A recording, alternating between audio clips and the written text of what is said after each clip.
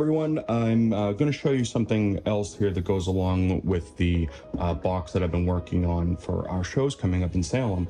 And this is the lighting unit that goes inside here that shows whether the connection was established or lost. Now these are just dummy lights. This is a prop for a magic show. So I'm going to show you how I wired this. There's 6 LEDs in here, and I'm using some basswood and balsa wood and just some basic tools and a few things you'll need. I'll show you where to get these. This is a time delay and a relay, and we also have a relay with a remote control adapter so that you can trigger this remotely with a momentary toggle or a delayed switch. So let's put this together and I'll show you what to do. Okay, so just to go over a couple of other things that I'm going to use before we really get into it. One is a toggle switch. Now, these are incredibly inexpensive. I'll link everything that I'm going to use in the description down below. These are solderless connectors. They use a heat shrink tubing on here, so if you need to take them off, you don't have to break the solder or desolder it, so you can use these really easily. There are some extensions that I made of some of these battery cables that you can see right here, right? And I did solder these together and then added some heat shrink tube over that just to make the connection extra strong. Some of the cords from these battery terminals were just a little too short for when I was placing the relay in place. Now I have wired this a couple of different ways before, and I'm finding the best way that works for my needs. Plus another friend, after seeing my last video, asked if I would explain some of the electronics in the box. And this is all very basic stuff. Pretty much anybody can do it. All you need is some wire cutters, a screwdriver, and some patience, and you'll be good to go. Now, you will need 12-volt batteries. You can use other batteries if you want to run them in sequence or add in different elements or components. I like using 12 volts because they're small, they're strong, and they're inexpensive. You can get about 20 of them on Amazon for about 10 bucks. So that's definitely worth it. So yeah, let's run some things together and get this thing hooked up. Okay, so the LEDs that we're going to connect are these 3 red ones down here at the bottom. And those come from these lines right here. The battery terminal is on this side right there. And this is a little jumbled up because of what I was doing previously when it was wired. So that's why the things are kind of all over the place. There are another set of LEDs which are in this section, and these we'll talk about later. So we have a black, which is going to be our positive, and we have another black on the end of the terminal here, which is our actual negative. So we're going to take the black one and place it into the common terminal on here, just like that's the one right in the middle, and just screw that down. This is what I mean about some of these screws are a little tight. So I'm just going to pinch that down tight, make sure it stays in place. Okay. There we go. Perfect. Give that a little tug, and that is good. And now the black, which I've cut a tiny bit short so that it can pinch a little bit easier and there's not a lot of extra lead of the wire hanging out. And also, this is solid core wire. It's these guys right here, right? It is 24 gauge. This is red, and there's also a black.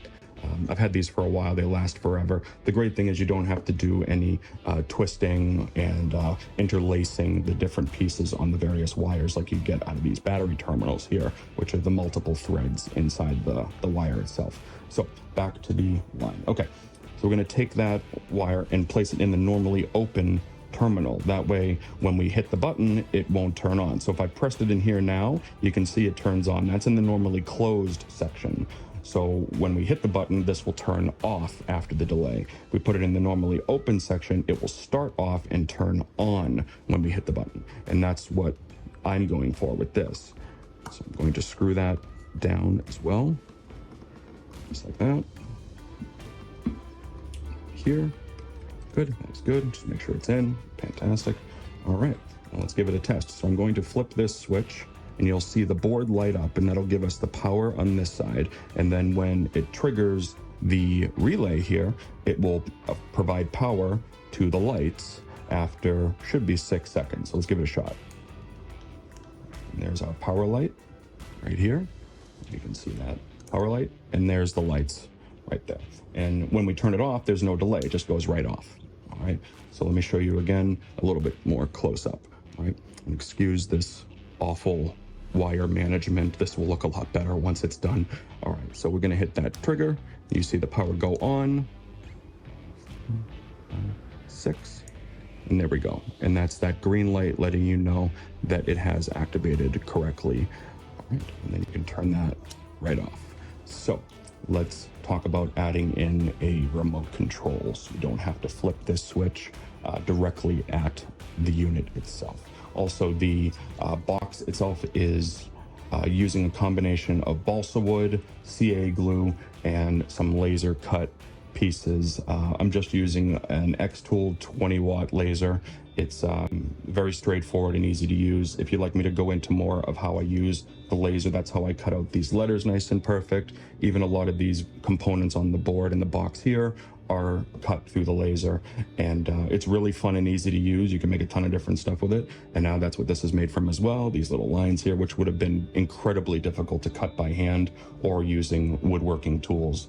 And so the CA glue is the Starbond medium that I use, and I really like this one because the thin isn't bad, or it's just way too runny for me, and I like something that stays in place for a little bit longer. The heavy, the larger version of this that has a very thick glue is too thick, so this is perfect.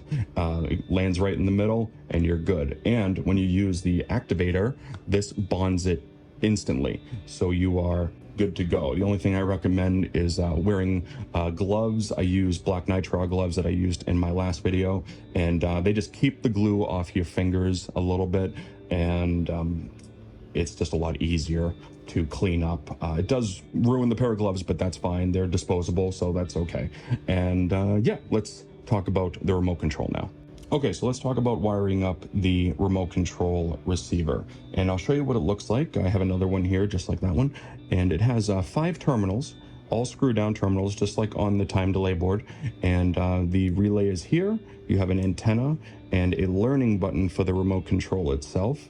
And I'll explain that in just a moment. Now, if you flip this over, you'll see right here, if you turn it around, you have the 5 different operations. First is the negative volt. So that's going to be your negative terminal coming out of the battery component here. And then you have your positive, which is the red. You have your normally open, which means it won't be automatically on when you hit the trigger.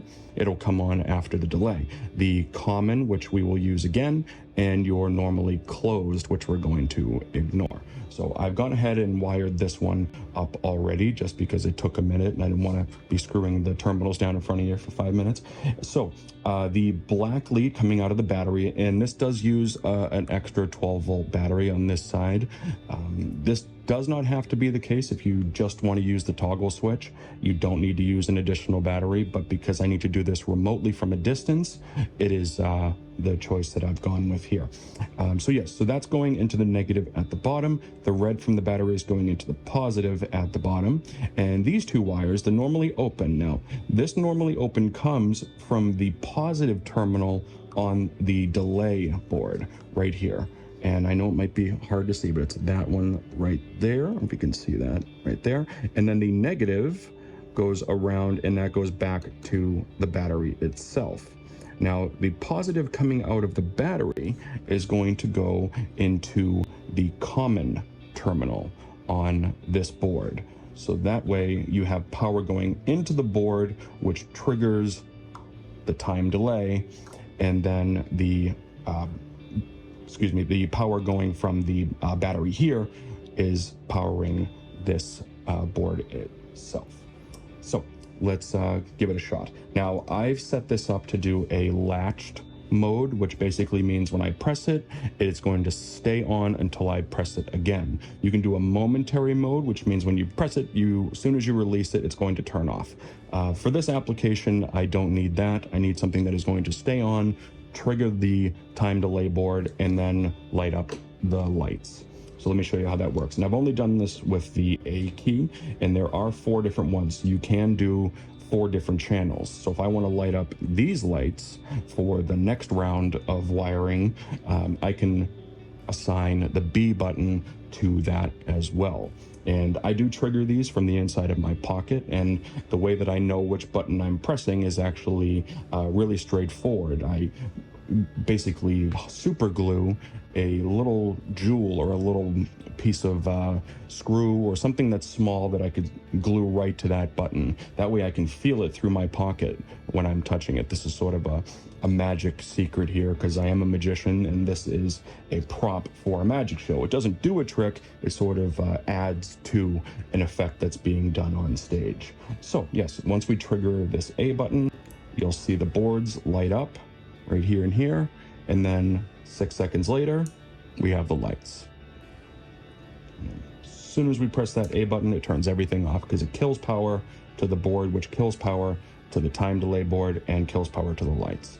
So looks complicated, it's actually very straightforward, and that's basically it. Now these little remote receiver boards, they usually come 4 in a pack, and once again, it's down in the link. This might not be the remote you get. I have about 100 different remotes, and you can essentially assign mostly any remote to these types of receivers as long as you know how to connect them. And there are instructions on how to do that. In fact, I printed out a little sheet here that shows the proper wiring diagrams for different types of applications. This one we're not going to worry about so much. This is a different unit itself, but it's this one that we're working with. So that's how you can wire it up, and that will also be down there.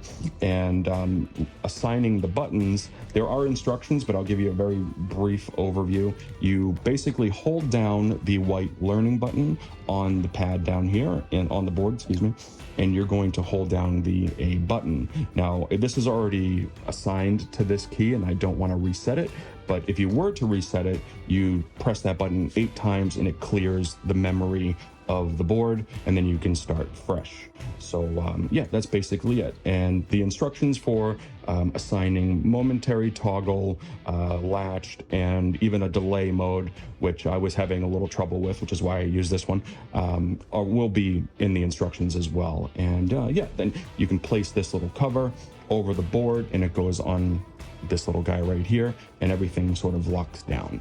Like I said, this won't be the final setup. This is just proof of concept, and then I'll tie everything together and make it nice and pretty, and then reconnect it inside of the box. Okay, so I've gone ahead and wired up both sets of lights now, and I've added on another little piece of balsa wood so I can mount everything to that for the second set. And I programmed the remote so that the A button controls one set of lights and the B button controls the other set of lights. And it is a latched switch, so when you press it, it will stay pressed and turn the light on until you turn it off. And yes, that's pretty much it. I still have to tidy up some of the wires and close this up and put it in the box, but let me show you how it works. So I'm standing it up here, going to press A, it triggers the relay and turns on the red. I'm gonna press A again and it turns it off immediately. I'm gonna press B now, same amount of time, turns on the yellow, and turns it off immediately. And that's pretty much it. So I'm going to mount this inside the box and show you the final result in just a second. Okay, so this is everything installed, now in full operation. The spinning top that you see is a different effect that I built in.